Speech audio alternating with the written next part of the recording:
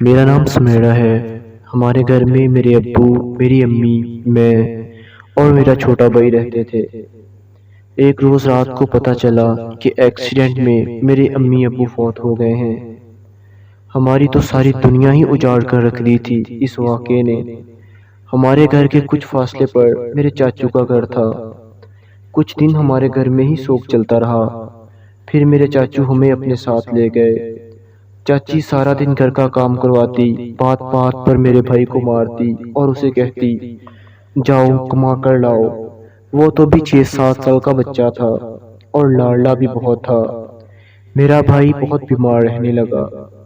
Doctor نے کہا اسے ہسپتال میں داخل کرواؤ ورنہ اسے بچانا بہت مشکل ہو جائے گا۔ میں نے چاچو کو کال کر کے بتایا تو وہ ہسپتال پہنچ گئے۔ خیر انہوں نے میرے بھائی کو ایڈمٹ کروا دیا اور اب مسئلہ تھا ڈاکٹر کی فیس کا۔ میری چاچی نے ہمارا گھر بکوا کر ڈاکٹر کو 10,000 روپے فیس دی۔ اب ہمارا تو گھر بھی بک چکا تھا۔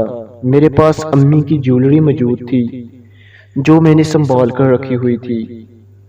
چاچی دن بہ دن ہمارے اوپر سختی بڑھاتی جا رہی تھی اور مجھے کہتی تمہیں صرف کھانے کا ہی پتہ ہے، جاؤ کما کر لاؤ ورنہ کھانے کو نہیں ملے گا۔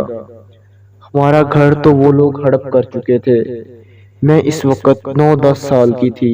میں سارا دن روتی رہتی اور دعا کرتی اے میرے اللہ تو دو جہانوں کا مالک ہے، میرے ماں باپ مجھے واپس کر دے۔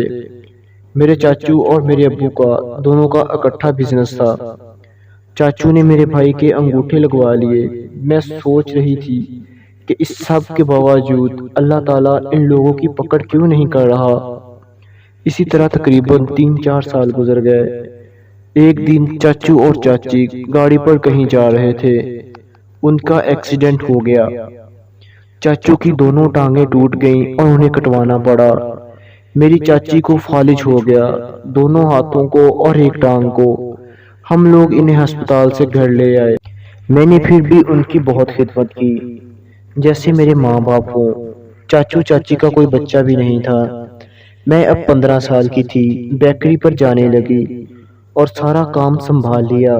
بھائی کو اچھے اسکول میں داخل کروا دیا۔ میرے چاچو چاچی کو سزا مل چکی تھی، وہ نہ تو کچھ کھا سکتے تھے اور یہاں تک کہ وہ خود سے واش روم بھی نہیں جا سکتے تھے۔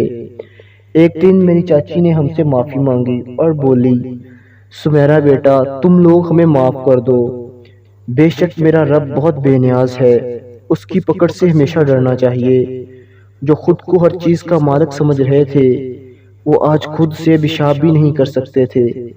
ہم نے تو معاف کر دیا لیکن اب کیا پچھتانا، جب چڑیاں چگ گئیں کھیت تو شاید کبھی ٹھیک ہو جائے، لیکن چاچو کی ٹانگیں تو کٹ چکی تھیں، وہ کبھی ٹھیک نہیں ہو سکتی تھیں۔ دوستو پیسوں کی حبس میں اتنا آگے نہ بڑھو کہ سب کچھ بھول جاؤ اور پھر اللہ تعالیٰ کو سب کچھ یاد کروانا پڑے۔ Thanks for watch. اللہ حافظ۔